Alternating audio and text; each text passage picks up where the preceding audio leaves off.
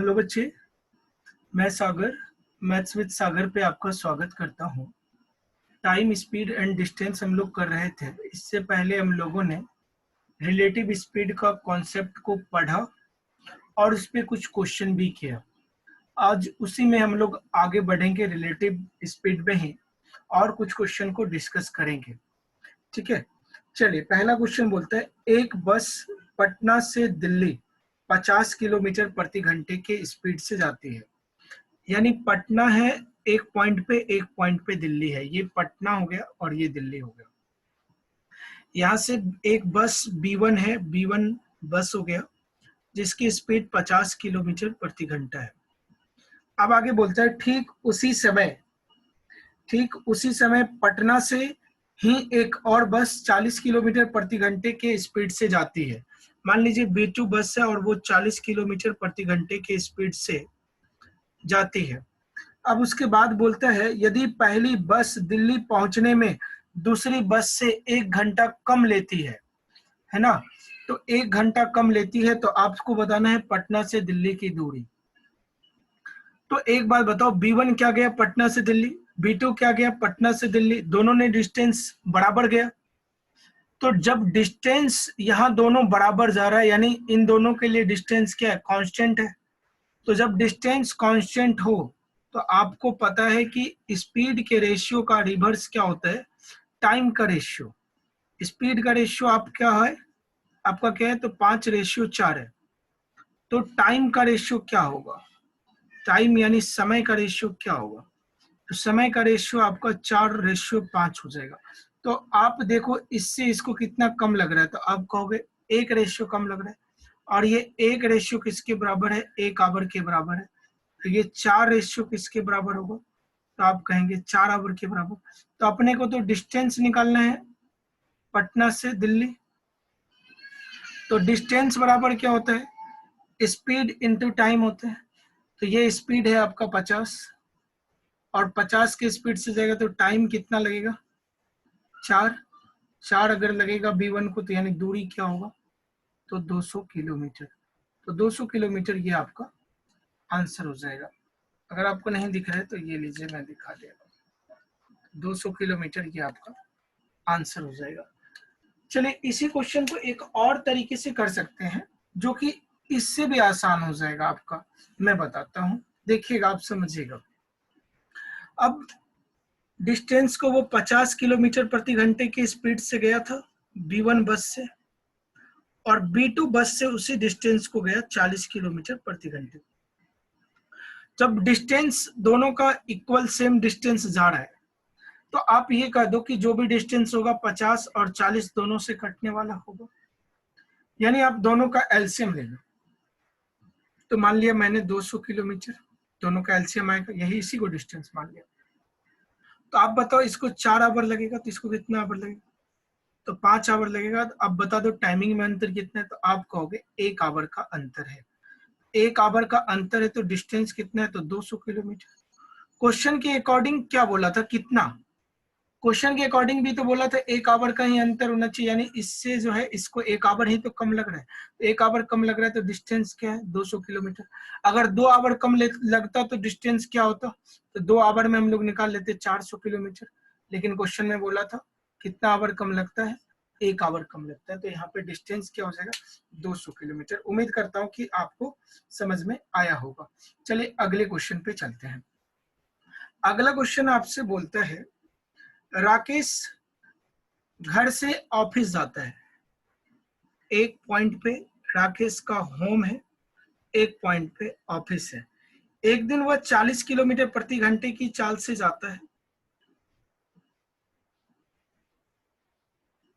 और 40 किलोमीटर प्रति घंटे की चाल से जाता है और 11 मिनट लेट हो जाता है उसको। तो अगले दिन वो 50 किलोमीटर प्रति घंटे की चाल से चलता है और जो है 5 मिनट केवल लेट पहुंचता है। यानी आप ये समझ लो, अगर उसका ऑफिस उसको 9 बजे पहुंचना था तो 9:11 में पहुंच रहा है। अगर 9 बजे पहुंचना था तो अगर उसको 9 बजे पहुंचना था तो यहाँ पे 9:05 में पहुंच रहा है, यानी टाइमिंग में अंतर क्या है, 6 मिनट का। तो मैं कहूं कि उसका जो, अगर वो पहले दिन S1 स्पीड से चला था, ठीक है, या जो भी, मैं कहूंगा कि उसके स्पीड का रेशियो क्या है, तो आप कहोगे 4:5 है ना। मैं कहूंगा टाइम का रेशियो क्या होगा, आप कहोगे 5:4 हो जाएगा, क्योंकि जिस डिस्टेंस को वो पहले 40 से जा रहा था, अब उसी डिस्टेंस को जा रहा है वो 50 से। तो आप ये बता दो इन दोनों टाइमिंग में अंतर कितने का है, तो आप कहोगे 1 का, और ये 1 किसके बराबर होगा, 6 मिनट के बराबर, है ना। ये तो मैंने आपको समझाने के लिए किया था। +11 और 5 के बीच का डिफरेंस क्या, 6 मिनट। तो आप देख लो यहाँ से इसको टाइमिंग कितना लग रहा है, 5, तो 5 किसके बराबर होगा, 30 मिनट के बराबर। यानी अगर वो 40 किलोमीटर प्रति घंटे के स्पीड से जाता है तो टाइमिंग ये लगता है, यानी 30 मिनट लगता है। तो अब आपको डिस्टेंस निकालना है, तो डिस्टेंस बराबर क्या होता है, डिस्टेंस बराबर क्या होता है, स्पीड इंटू टाइम। स्पीड क्या है, 40 इंटू हाफ आवर कर लेंगे, 30 मिनट का मतलब हाफ आवर, यानी दूरी क्या हो जाएगा, 20 किलोमीटर। यही आपका आंसर होगा।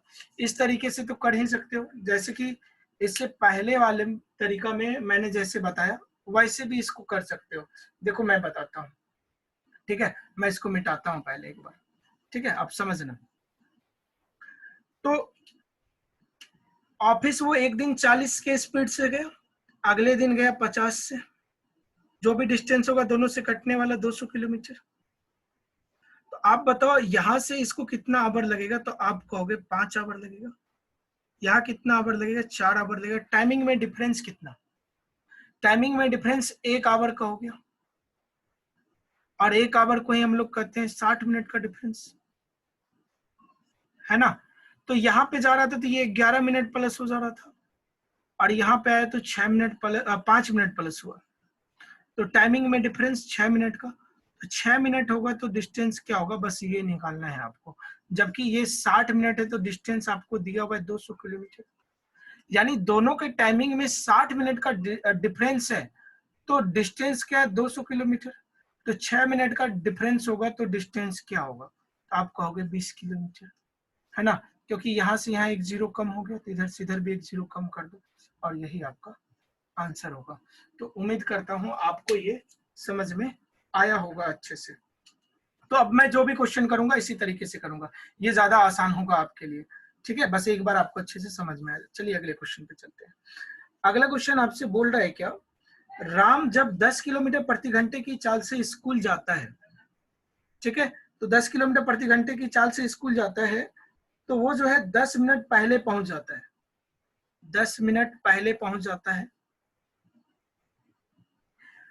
अगले दिन वह 15 किलोमीटर प्रति घंटे की स्पीड से जाता है, तो 22 मिनट पहले पहुंच जाता है। तो 15 किलोमीटर प्रति घंटे से गया, तो 22 मिनट और कम ले लिया, है ना।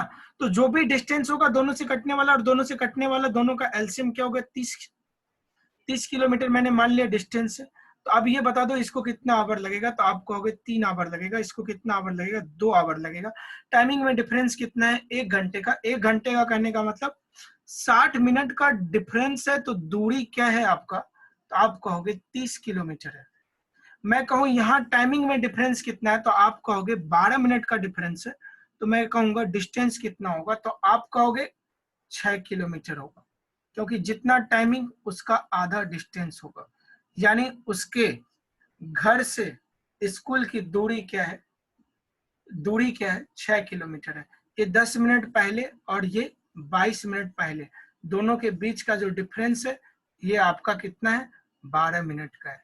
इसको ध्यान रखना, ठीक है। कैसे, अगर वो 9 बजे स्कूल पहुंचने वाला था तो 8:50 में पहुंच गया, और अगले दिन कितने बजे पहुंच गया, यानी इससे 22 मिनट कम में, इससे 22 मिनट कम में, यानी 9 बजने में 22 मिनट जब बचा हुआ था, है ना, 9 बजने में जब 22 मिनट बचा हुआ था तभी पहुंच गया, यानी ये 8:38 में पहुंच गया। तो आप देखो इन दोनों टाइमिंग में डिफरेंस, तो आप कहोगे कितना, 22 मिनट का डिफरेंस है, ठीक है।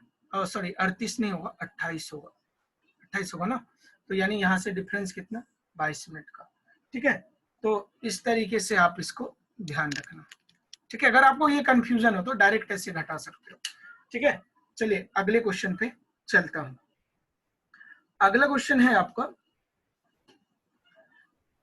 अगला क्वेश्चन पहले मैं इसे मिटा लेता हूं। अगला क्वेश्चन बोल रहा है आपका 5 किलोमीटर प्रति घंटे की चाल से चलकर अंकिता स्कूल नियत समय से 7 मिनट देरी से पहुंचती है। जब वो 5 किलोमीटर प्रति घंटे की चाल से चलती है ना, तो 7 मिनट उसको लेट हो जाता है स्कूल पहुंचने में, 7 मिनट प्लस हो जाता है। ठीक है, यदि वह 6 किलोमीटर प्रति घंटे की चाल से चलती है तो 5 मिनट पहले पहुंच जाती है। 6 किलोमीटर प्रति घंटे की चाल से चलती है ना, तो 5 मिनट पहले पहुंच जाती है। तो पूछ रहे कि उसके प्रारंभिक स्थान से, है ना, प्रारंभिक स्थान से यानी उसके घर से स्कूल की दूरी आपको बताना है। कुछ नहीं करना, जो भी डिस्टेंस होगा दोनों से कटने वाला 30 किलोमीटर मैंने मान लिया। तो 30 किलोमीटर है तो 5 किलोमीटर प्रति घंटे से जाएगा तो आपको होगा 6 आवर लगेगा, यहाँ पे 5 आवर लगेगा। मैं कहूंगा टाइमिंग में डिफरेंस कितना है, तो आप कहोगे 1 आवर यानी 60 मिनट का डिफरेंस है। यहाँ पे डिफरेंस क्या है, प्लस का 7 माइनस का 5 यानी डिफरेंस 12 मिनट का है। तो 12 मिनट का डिफरेंस है तो दूरी क्या होगा, बस ये आपको बताना है। और 60 है तो दूरी कितना है, 30 है।